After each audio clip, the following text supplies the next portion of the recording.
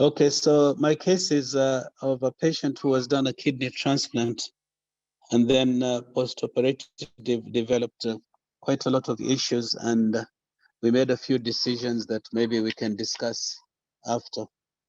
So Mr. AS is a 64-year-old gentleman, male. He type 2 diabetic, diagnosed in 1992. So he's been diabetic for 28 years. He's actually blind, he's hypertensive, and he was done a PCI on stenting to the LAD 5 years ago. So he underwent a successful living donor kidney transplant in India on the 20th of January this year. His donor is a 43-year-old niece. His blood group O positive and CMV donor, CMV positive recipient. Had a stormy postoperative period, as I'll show you. He presented to the clinic on March 2nd, 2020, after his return from India. So his discharge medications, which he came with, was on prednisolone 20 mmF, 1 gram twice a day. It was on tacrolimus 1.5 in the morning and 2 milligrams in the evening. It was on pantoprazole 40, ceftriaxone 1, valganciclovir 450 once, amlodipine 5, clonidine 0.5 milligrams 3 times daily, aspirin, rosuvastatin, and he was on Lantus and Actrapid and on Duodat for presumed enlarged prostate. So these are my findings. When he came to me in March, his white cell count was initially 11.2, and without any changes to his medication, 1 week later, I saw him, his white cell count had dropped to 3.3, and soon after his white cell count dropped to 1.4, and I started getting worried because of this leukopenia. What crossed my mind, are we dealing with MMF bone marrow suppression? Are we dealing with possibly a CMV infection? And initially, I reduced his MMF from 1 gram twice daily to 0.5 milligrams twice daily. I also felt there's a possibility that valganciclovir was contributing to his bone marrow suppression and causing leukopenia. Although it's a small dose, we've seen a lot of African and Asian patients who respond more aggressively to valganciclovir than the Caucasian population, who normally need higher doses. Our population, if you give them the doses that are prescribed in the textbooks, you'll find that they'll always get bone marrow suppression. So I followed him up, and when reducing the MMF, his white cell count actually picked up to 4 and subsequently to 7. But the question I asked myself, this guy had just been transplanted hardly 6 months.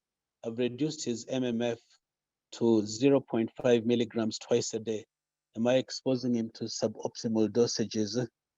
So despite the 0.5 milligrams twice a day, his white cell count continued to drop. And at one time in July, his white cell count reached 2.05. Whenever they dropped, I would give him some GCSF to boost up his white cell count. And at this stage, I decided that it's time to change him to evorolimus.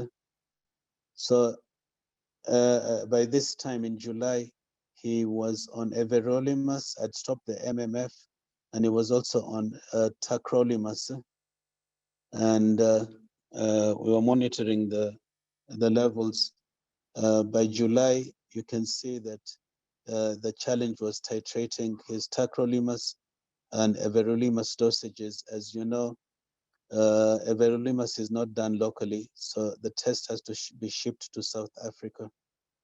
And as you'll hear from Professor Nasrullah, target is target total amount when you give tacrolimus and everolimus should aim at a sum of 8 to 12. So what I targeted was attack levels of about 4 and the everolimus level of about 6.9. And you can see over the subsequent months, his actually creatinine improved with the everolimus. I saw him recently, and his serum creatinine was 118 on 21st of October. Interesting to note that in August, he was admitted with chest symptoms and was actually found to have COVID pneumonia. So at this stage, what did I do? We reduced the everolimus. We had already stopped the CellCept, the MMF. So he was on tacrolimus and everolimus at this stage. We had reduced the everolimus, and on 10th September, we further reduced the everolimus to 0.75 in the morning and 0.5 in the evening. And when I saw him last, his everolimus level was 6.29, and his TAC levels was 4.5. He was on TAC 1.5 twice a day. And as I mentioned earlier, his creatinine was 118. So in conclusion, this pleasant gentleman who's unfortunately blind was transplanted in India in January. Postoperatively, he developed leukopenia. The thoughts that were crossing my mind was, is this CMV or is this MMF or is it valganciclovir? So I decided to stop the MMF and the valganciclovir. I introduced everolimus to his treatment.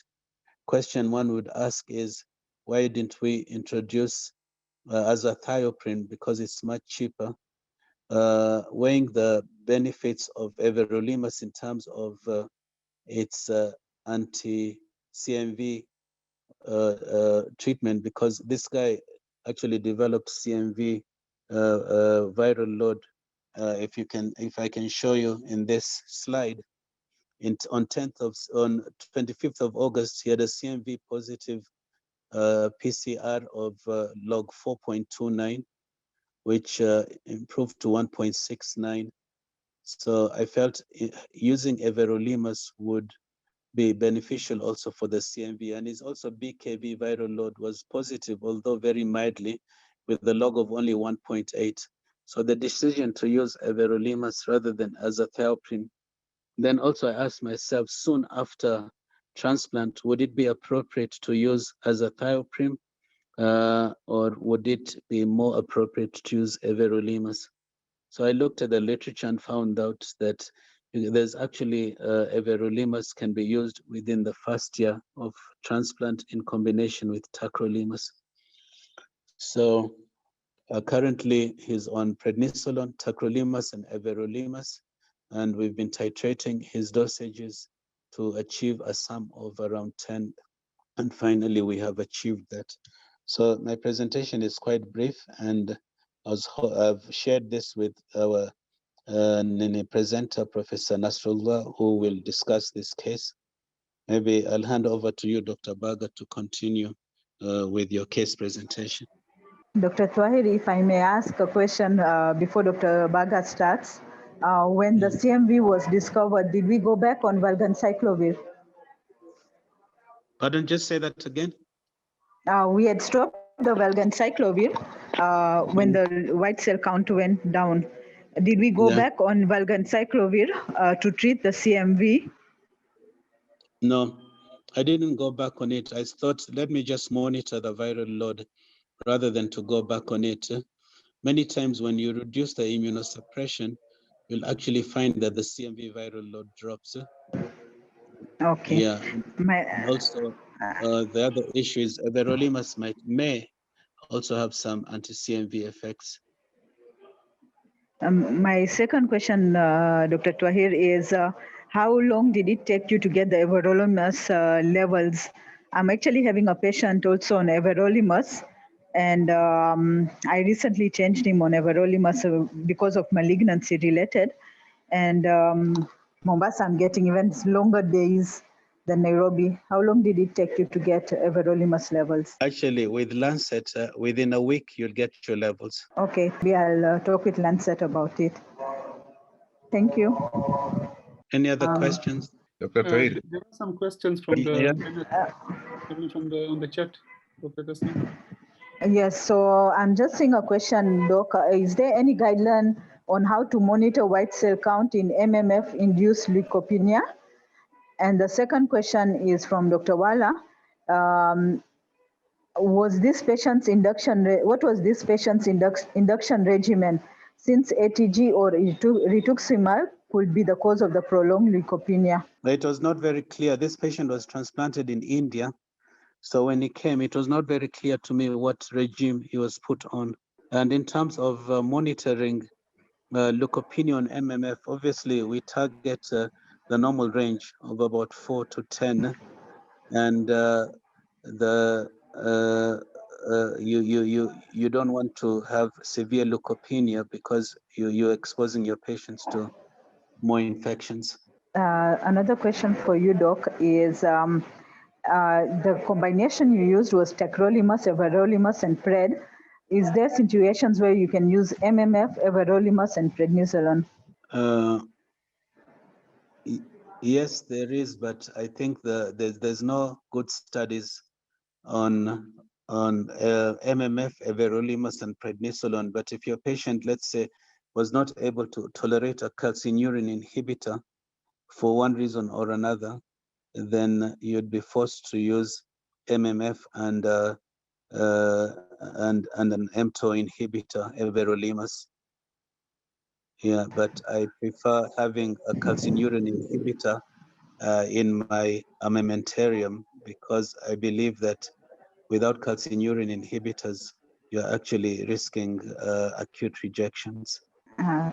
Another question to you, Dr. Twahir, is what was the dose of the GCSF you used in treating the MMF-induced leukopenia? It was 300 micrograms, 30 mega units subcutaneously. I think those are all the questions currently.